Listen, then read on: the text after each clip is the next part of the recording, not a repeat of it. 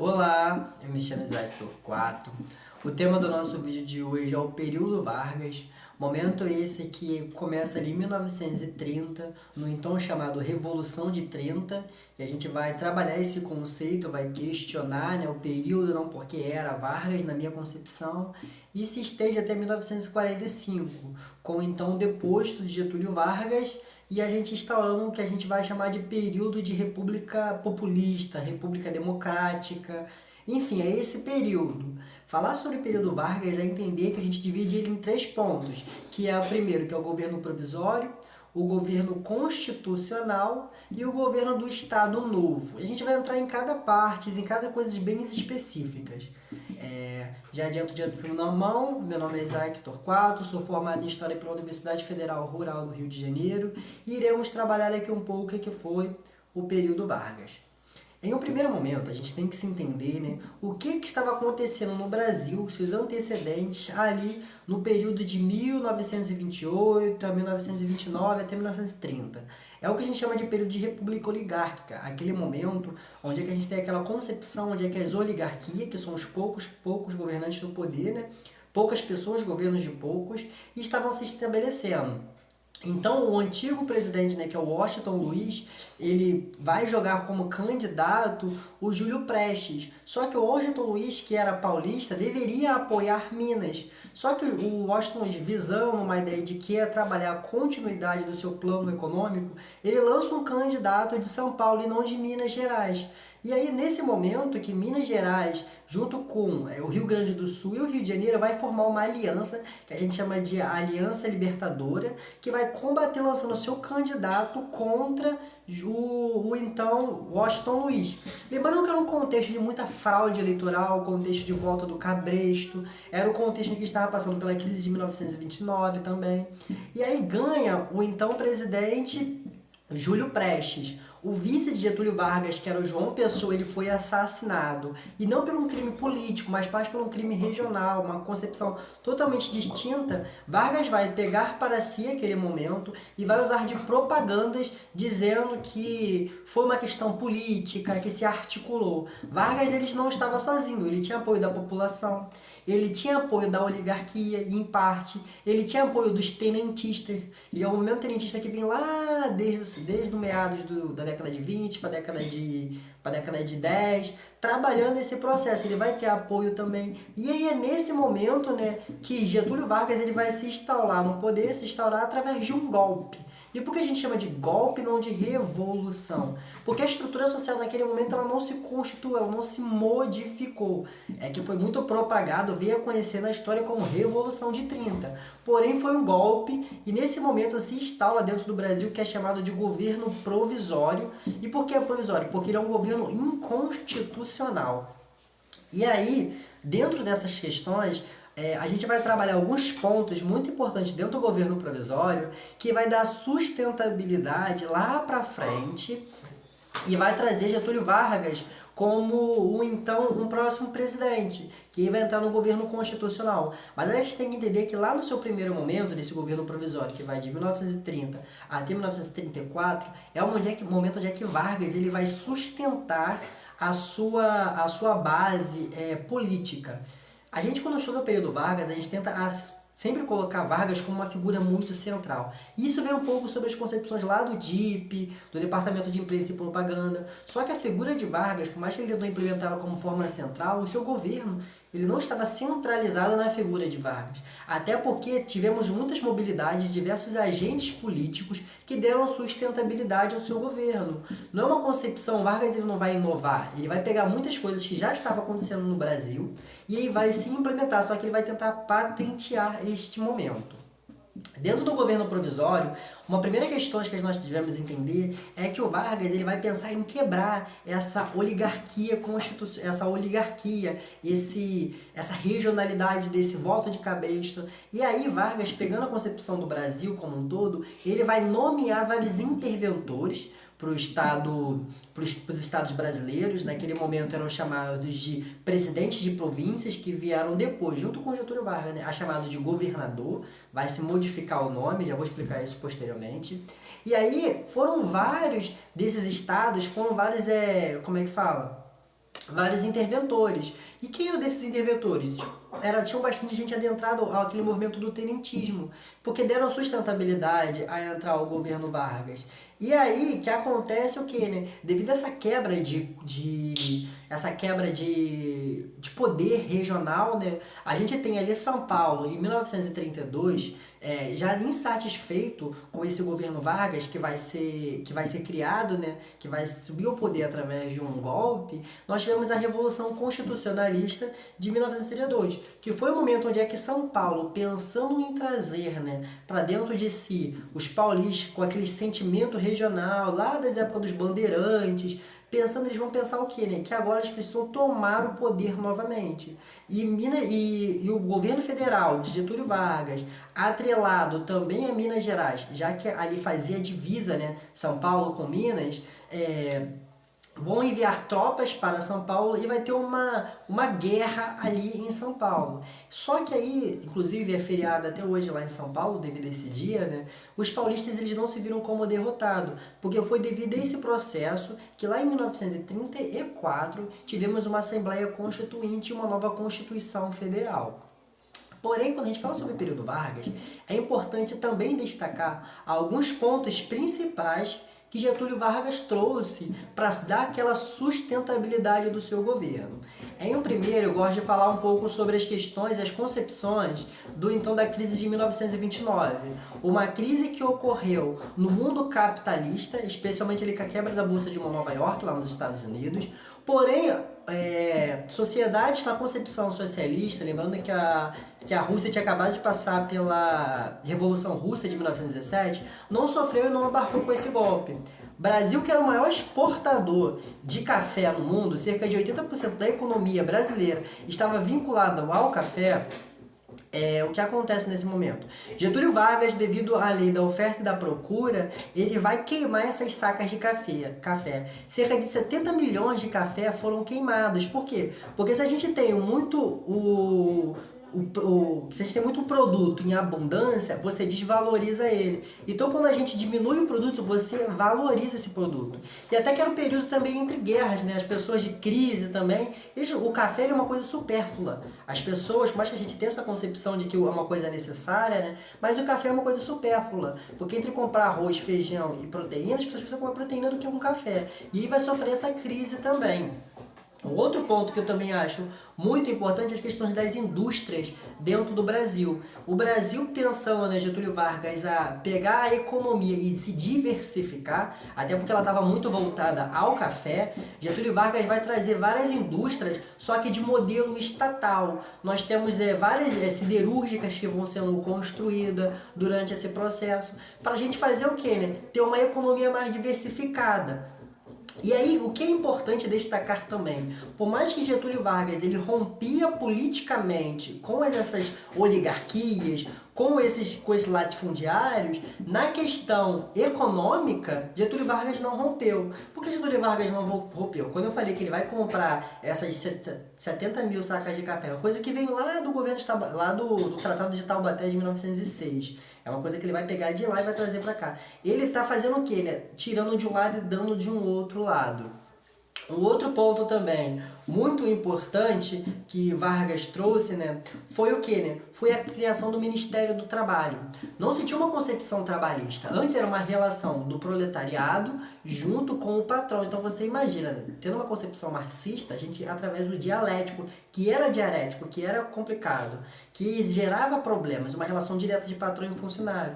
E aí, Getúlio Vargas, pensando nessa estrutura constitucional, né, para dar sustentabilidade constitucional, ele vai criar o Ministério do Trabalho. E junto com o Ministério do Trabalho, ele cria também, né, o Ministério da Educação e da Saúde. E por que também eu acho importante destacar isso? Lembrando que Getúlio Vargas, quando vai criar o Ministério da Educação, a educação não era algo obrigatório, ela estava muito mais vinculada à elite econômica, que logo se dava à elite intelectual. E aí ele vai trazer como obrigatoriedade agora as escolas públicas, a obrigatoriedade de frequência nas escolas. Ele vai criar o INEP e o MEC, pensando que, né, agora a educação ela tem que ser pensada através do Estado e não mais de uma coisa mais particular.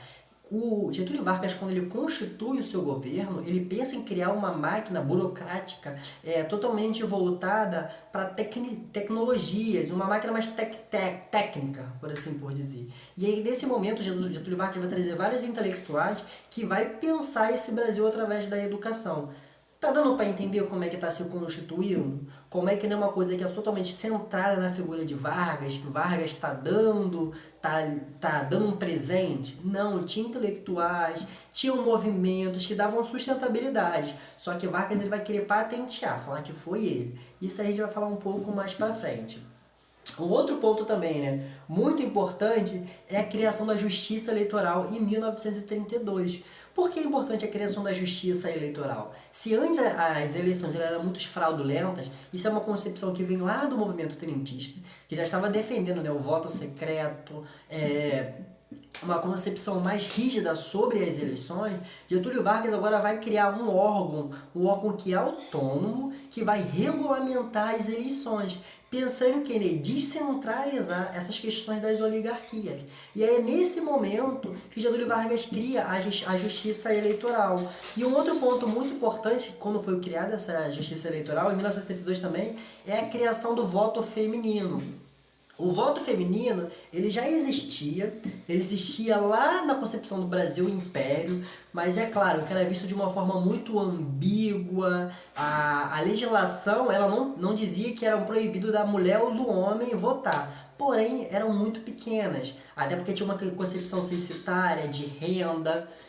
Mas aí, agora não, devido aos movimentos também sociais, sufragistas, dos movimentos feministas no início do século XX, a gente tem uma implementação agora da mulher no voto. Mas um outro ponto extremamente importante, que vai mudar só em 1988, com a última Constituição Federal, que é o quê, né? Que é o voto dos analfabetos. Por muito tempo, os votos dos analfabetos, eles sempre foram proibidos. Tinha uma concepção de que os analfabetos, eles não pensavam. Então, se os analfabetos, eles não pensam, eles não podem votar. E aí, quando a gente proíbe os votos analfabetos, que era a maioria daquela sociedade, lembrando que o Brasil ele era aquele Brasil rural, o Brasil urbanizado, ele vai estar mais lá para os anos 70 para os anos 80. E esse Brasil urbanizado, e aí sim, né, a gente tem uma concepção de que agora pode votar, mas antes o analfabeto ele não votava. E por ele não votar, a gente tinha a maior parte da população, a parcela da população não estava votando, não estava aderindo. Se a gente for pensar bem, a nossa história da nossa república no Brasil, ela é marcada por golpes, ela é marcada por fraudes, ela é marcada por não intervenção, né, da população mais pobre no voto. E isso cria dentro da nossa sociedade, né, uma memória social de que a população não se vê representada pelo sistema eleitoral. E se hoje em dia a gente fala que as pessoas não sabem votar, que as pessoas não entendem o voto, isso é uma discussão muito mais abrangente, não dá para se reduzir nesse simples fala, mas é o que, né? Porque na nossa história brasileira, na nossa república, a gente nunca foi implementado ao voto. Votos analfabetos só em 1988, com a última Constituição. Enfim, o outro ponto também muito importante é a Constituição de 1934. Como estamos estabelecendo aquele governo provisório, Getúlio Vargas, né, vai agora implementar uma Assembleia Constituinte e aí vai criar uma Constituição que ela vai ser promulgada e não outorgada. Eu vou explicar um pouco mais para frente o que é isso, mas promulgada significa uma ideia de uma Assembleia que vai criar um poder legislativo, vai constituir essa Constituição. Porém, como Getúlio Vargas ele já tinha estabelecido essa base eleitoral, essa base estrutural, ele vai ser votado pela Assembleia, a Assembleia vai votar de forma indireta, então não tem apoio popular, e Getúlio Vargas ele vai adentrar a como agora sim o presidente da República de forma constitucional. E aí essa Constituição, dentro da história brasileira, a gente entende como uma Constituição até bastante evoluída para a época, uma Constituição que ela abarcava bastante a população, as causas sociais. Porém, entretanto, sabemos que elas tiveram muito pouco tempo de vida, né? Porém, agora nesse momento nós adentra o que é chamado de governo constitucional, que ele vai de 1935 a 1937. Nesse voto indireto dizia que Getúlio Vargas deveria ficar 4 anos no poder. Então a gente percebe que já não ficou 4 anos, e a gente vai entrar no Estado Novo e vamos falar um pouco mais adiante. O que é importante a gente falar sobre o governo constitucional? Eu gosto de dividir os dois pontos, é o que, né? Que é a disputa ideológica. É um governo muito marcado pela ideia da disputa ideológica. E por quê? A gente está lembrando que a gente está vendo aquele contexto ali do período entre guerras. Era um período onde nós temos o fascismo na Itália, o nazismo na Alemanha, o franquismo na França, o salazarismo em Portugal. Então, a gente é uma concepção de vários governos fascistas, neofascistas. Neofascista não, governos fascistas, né? Neofascista é uma outra concepção. Então, por que o Brasil ficaria também de fora dessa? E aí é nesse momento que Getúlio Vargas começa a trabalhar nesse momento. Uma coisa que esses governos fascistas eles têm muito em comum é o quê? Que são governos populares. Por que governos populares? Porque pega os problemas sociais, diz que direciona para algo e fala que a solução é aquele governo. Mas isso é uma outra aula. E o que tem nessa disputa ideológica? A gente tem dois pontos muito importantes, que é a ANL, que é a Aliança Nacional Libertadora, composta por vários núcleos ideológicos, como os anarquistas, os socialistas, os comunistas, que pensavam nessa constituição, nessa estrutura. Tinham também alguns tenentistas, lembrando que essa concepção dos militarismos não tem essa vinculação com a causa social, mas é autoritária. Essa é uma concepção que está um pouco mais lá para os anos 60, 70. É claro que a gente não pode definir os tenentistas de forma homogênea, e sim de heterogeneidade, porque tem várias pessoas ali dentro.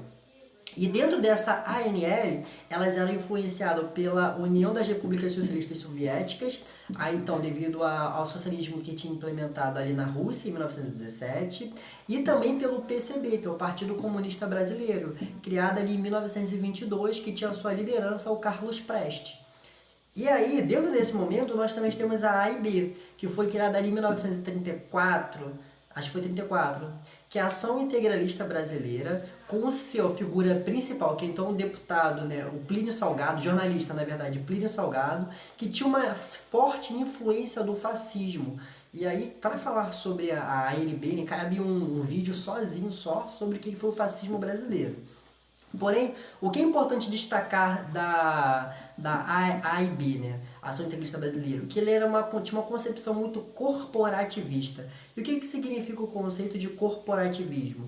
De dizer que a sociedade ela é atribuída ao quê? A uma sociedade sem luta de classe, que é uma sociedade homogênea. Se uma sociedade ela não tem uma luta de classe, ela não tem problemas sociais, é uma sociedade sem problema, uma sociedade forte. Aí tem a questão, né, até dos camisas verdes. Porém, tiveram um embate entre essas duas alianças.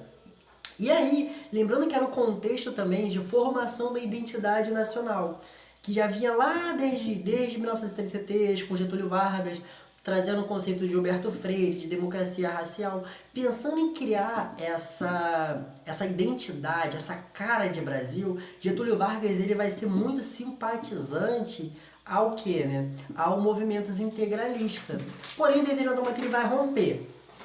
E aí, dentro dessa questão, é muito importante destacar também, né, que tivemos muito uma repressão contra os imigrantes. Os imigrantes eles chegam no Brasil já lá desde da Primeira República, né? E nós tínhamos os japoneses, os italianos, nós tínhamos também os alemães. E aí lembrando que eram esses imigrantes, pessoas que vieram fugidos de guerra. E como era o contexto de Segunda Guerra Mundial já, mais pra frente, né? Iremos falar um pouco sobre isso, mas já adiantando, vai ter uma repressão cada vez maior, já que eles viam os japoneses e alemães como uma forma, como é que diz? Umas pessoas que não estavam de acordo com aquela sociedade.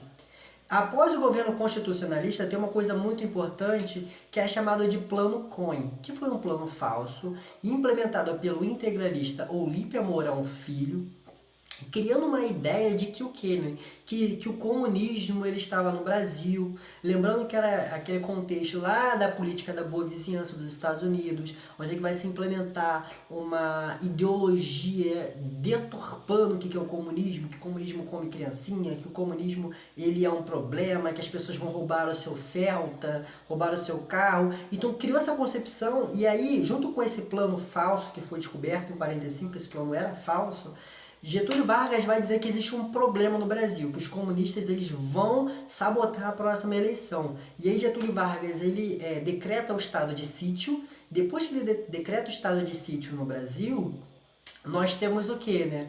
um Brasil agora totalmente fechado para a política. E aí é o momento que ele se torna totalmente autoritário, se torna totalmente um ditador. E aí nós entramos no que, né? No governo do Estado Novo. Esse momento onde a Constituição, quando ela foi constituída, né, ela foi outorgada e não promulgada.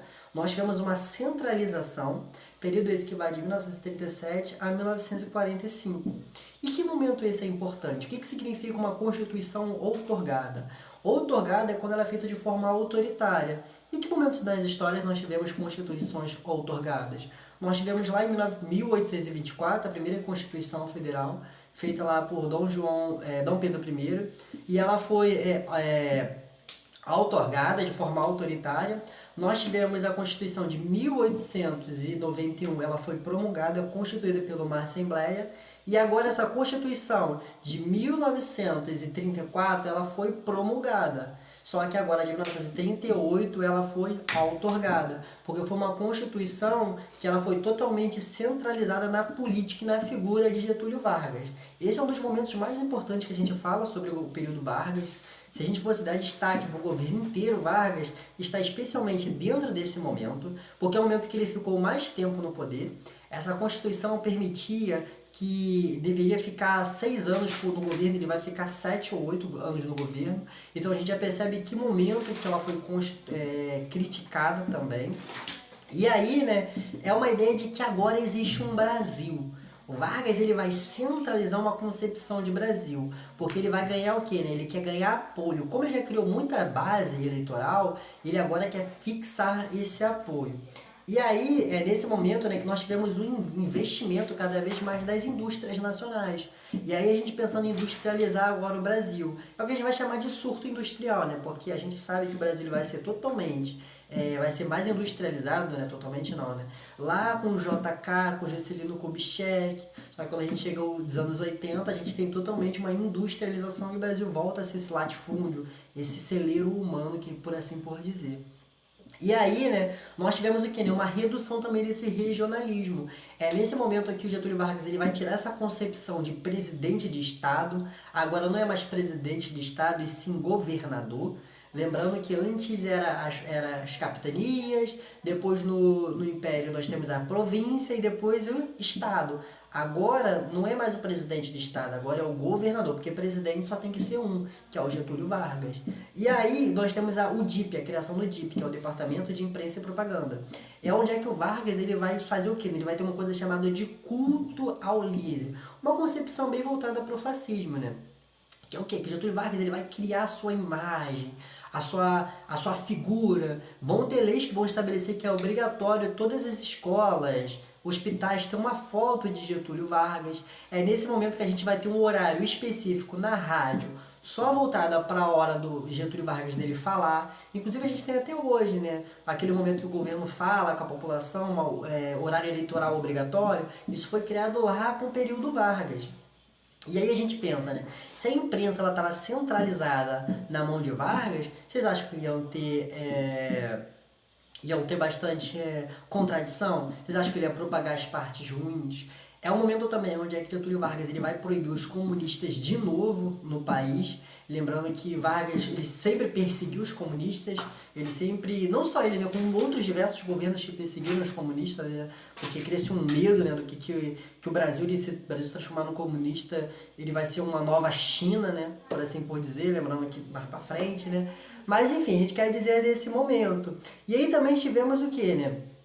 O estabelecimento da justiça eleitoral. A justiça eleitoral, né, da justiça do trabalho, desculpa, ela foi criada em 1939, com uma ideia que o quê, né? Que agora, quando a gente tem um problema entre o proletariado e o patrão, né, o burguês, agora ele precisa passar por uma justiça. Agora o Brasil ele está pensando na sua justiça, a justiça. É nesse momento também que nós tivemos o quê, né? A proibição de greve. Nós tivemos o aparelho agora dos sindicatos, eles devem ser nomeados, né? E aí tivemos também a criação do CLT, né? Que é a Consolidação das Leis Trabalhistas em 1943. É importante destacar, como eu disse para vocês, que não foi um ganho, né?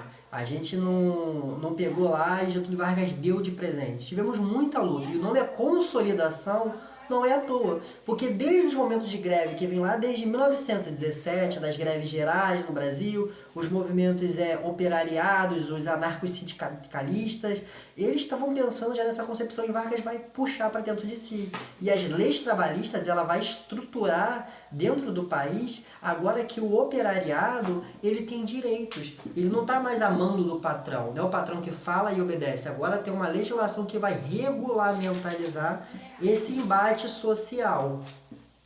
E aí, nós tivemos o quê, né? A ideia também é de uma nova Constituição, né, como eu disse para vocês, em 38. Porém, para falar sobre o fim do período Vargas, a gente tem que entender que é o chamado quê, né? Que é o contexto da Segunda Guerra Mundial. Ele foi muito importante para a gente entender esse fim do período Vargas, que a gente vai dizer que foi como se fosse um tiro no pé. Era o momento em que nós tivemos o eixo e os aliados. Getúlio Vargas não sabia, não é que ele não sabia, ele estava esperando em que momento entrar na guerra. Tinha muita propaganda, né, para as pessoas adentrarem a guerra. Porém, teve uma hora que não teve como. Getúlio Vargas teve que entrar na guerra. E lembrando que ele entrou, por mais que ele tinha concepções fascistas, ele entrou ao lado dos Estados Unidos. Por quê, né? Porque estava muito próximo e tinha uma relação econômica, devido à boa vizinhança, devido à implementação de capitais aqui no Brasil. E aí, quando Getúlio Vargas ele adentra, vai criar a FEB, né? E a FEB, eu acho que é muito interessante falar que quando ela foi constituída, quando ela foi criada, tinha-se muito uma propaganda de que o Brasil ele não ia entrar na guerra. E falava assim, o Brasil só vai entrar na guerra quando uma cobra fumar. E aí foi constituídas, né? O símbolo da FAB, ela é uma cobra fumando, como uma forma de zombar também. E Getúlio Vargas vai mandar cerca de 14 mil soldados, não minto, cerca de 20 mil, mas 14 mil vão sobreviver. E aí a gente até tem uma relativa, para uma concepção de guerra, né, foi relativamente tranquilo. Também Getúlio Vargas ele vai entrar no final da guerra. E aí tivemos vitórias importantes, como na Itália, né, em cidades italianas, para a gente estabelecer a força. E aí, porém, quando os soldados eles voltam da guerra, eles vão olhar, a gente estava lá na Itália lutando contra um governo fascista e agora a gente chega aqui em casa e ainda tem um governo fascista também e começa a ter uma contradição. Os militares começam a olhar para uma forma diferente. Lembrando que os militares eles sempre quiseram voltar ao poder desde a primeira república. Desde o golpe lá militar. Então vai se criando essa ideia de que os militares eles precisam salvar a nação, que só eles só foram capazes, uma ideia do positivismo também, né? Tudo bem que esse contexto positivismo não está mais tanto presente ali no exército, já tínhamos uma profissionalização maior, mas enfim, sempre tive essa ideia de salvar o país. A gente vai ter lá em 1964, com um golpe já a elite, né, articulada, a elite agrária, vendo o problema com o Jango, e aí vai se articular e dar poder ao militar. Mas vocês estão entendendo como é que as concepções de golpe militar já vêm desde lá de trás? A ideia dos militares ter que voltar ao poder desde o período Vargas. E aí, nós tivemos o que, né? Essa concepção de, através de evitar uma guerra também, né? Era um contexto que estava muito frágil o governo, já que tinham diversas concepções de golpes, e aí vai ter um movimento chamado movimento querenismo, que era o quê, né? Que eram pessoas que diziam que Getúlio Vargas não poderia ser deposto, até porque ele ganhou muito apoio popular, porém, a gente precisava criar uma nova Constituição. E aí que em 1944, cria-se uma nova Constituição e Getúlio Vargas ele é deposto, evitando um golpe militar. Por fim, foi isso tudo o período Vargas.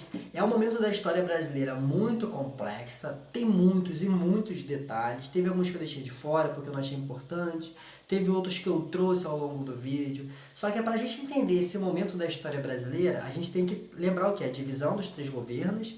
Quando Getúlio Vargas voltar lá em 1950, já é uma outra concepção, já é de forma constitucional, já é através das leis, e se atentar a esses detalhes, porque geralmente em prova, em vestibular, se preza muito pelos detalhes que veio acontecendo. Por isso que é importante fazer um vídeo longo, detalhado, sobre o que foi o período Vargas. Espero que tenham gostado, espero que tenham entendido, espero que vocês tenham também pesquisado cada vez mais. Como eu disse, aqui foi um resumo, vocês poderiam então depois pesquisar parte por parte, só a parte constitucional, só a parte provisório, só a parte do Estado Novo, a parte da guerra, o Brasil na guerra, para vocês adentrarem o contexto geral. Ele é o governo que ficou mais tempo no poder, ficando 15 anos, nem conheço nenhum outro governo que ficou tanto tempo assim no poder. Enfim, espero que tenham gostado, espero que tenham entendido. Essa foi a nossa aula de Getúlio Vargas, pensando no Enem dos demais vestibulares. Tchau!